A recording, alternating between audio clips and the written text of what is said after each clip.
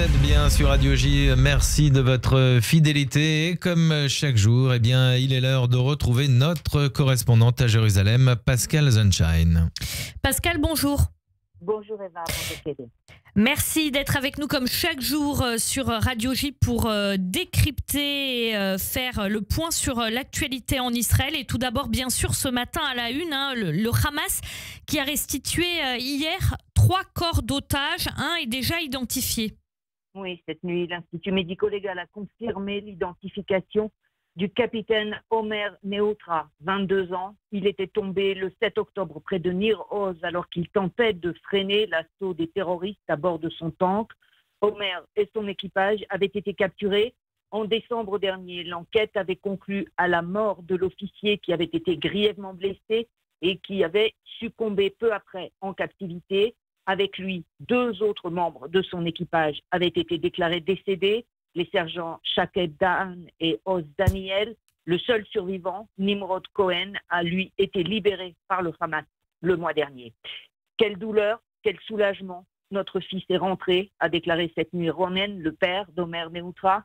Le président Trump a téléphoné cette nuit aux parents de l'officier de Tzahal qui avait aussi la nationalité américaine. On attend maintenant l'identification des 2 autres corps remis hier soir par le Hamas.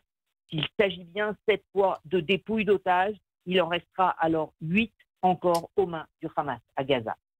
Et Pascal, l'enterrement également hier de l'ex-otage du Hamas, Amiram Cooper. Oui, Amiram Cooper, 85 ans, et Sahar Barour, 25 ans, ont été inhumés hier. Leur corps avait été restitué par le Hamas la semaine dernière. Des obsèques qui se sont déroulées dans leurs kibboutz respectifs de Nir Oz et Be'eri en présence du président de l'État, Yitzhak Herzog. Là encore, évidemment, une très vive émotion et mêlée aussi de soulagement puisque les familles, après plus de 750 jours d'attente, vont enfin pouvoir accomplir leur deuil. Et puis, Pascal, justement, qu'est-ce qu'il se passe sur le terrain, notamment dans la bande de Gaza ? Alors, si l'on en croit le président Trump, qu'il a déclaré hier soir, le cessez-le-feu est stable et solide dans la bande de Gaza. Pourtant, on constate toujours des tensions sur le terrain. Hier, les pays médiateurs ont approché Israël pour demander un sauf-conduit pour environ 200 terroristes du Hamas piégés dans des tunnels dans le sud de la bande de Gaza, dans une zone sous contrôle de Tzahal. Les terroristes pourraient se rendre, mais ça n'est pas dans les projets du Hamas qui voudrait qu'ils puissent sortir librement de la zone.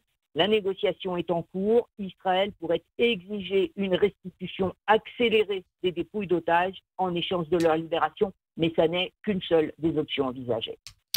Et puis bien sûr, Pascal, avec vous, on évoque ce matin l'affaire Yifat Tomer Yerushalmi.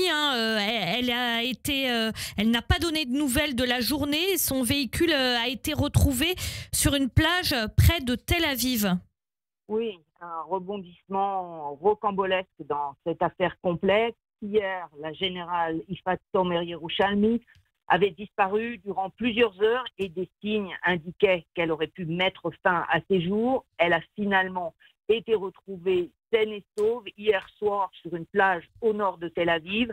Après un examen médical et psychologique, elle a été placée en garde à vue. La procureure militaire générale est soupçonnée d'obstruction et d'abus de confiance. Vendredi, Yifat Tomer Yerushalmi avait remis sa démission au chef d'état-major de Tzahal, après avoir reconnu qu'elle était à l'origine des fuites dans l'affaire de Sde Teiman. Il s'agissait de 5 soldats accusés de sévices sur un terroriste palestinien durant son interrogatoire. Tout ça s'est passé il y a environ 1 an et demi. Une vidéo avait été transmise aux médias israéliens.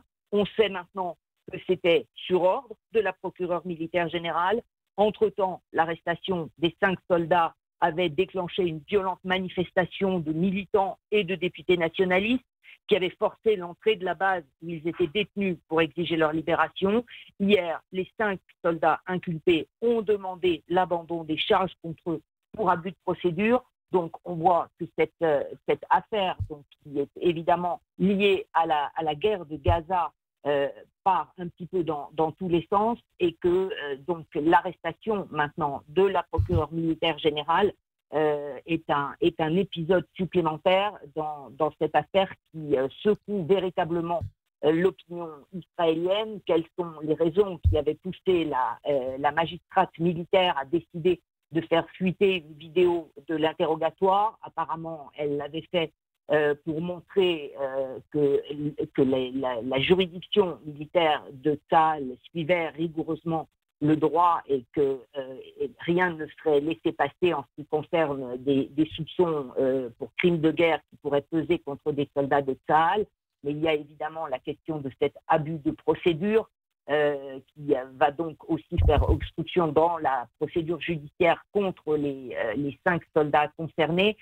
Donc évidemment, beaucoup de questions qui agitent l'opinion et la classe politique israélienne. Évidemment aussi après cet épisode d'une possible tentative de suicide de la magistrate.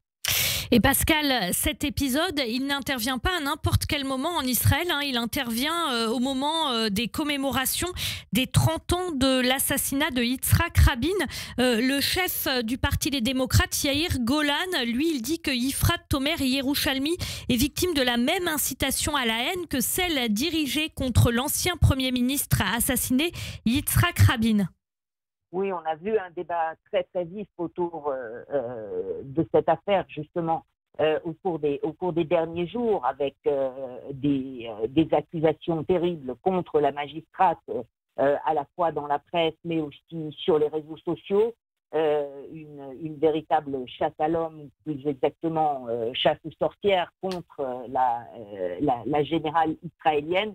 Les mots peuvent tuer, a d'ailleurs rappelé Yair Lapid, le chef de l'opposition, pour mettre en garde justement contre une dérive dont on connaît malheureusement au moment où on marque les 30 ans de l'assassinat d'Yitzhak Rabin, les extrémités auxquelles ce genre de dérive peuvent conduire. Merci beaucoup Pascal Zonshine, notre correspondante à Jérusalem, qui est donc avec nous tous les matins sur Radio J. Pascal, on vous retrouve bien sûr comme tous les jours tout à l'heure pour votre Zoom Israël.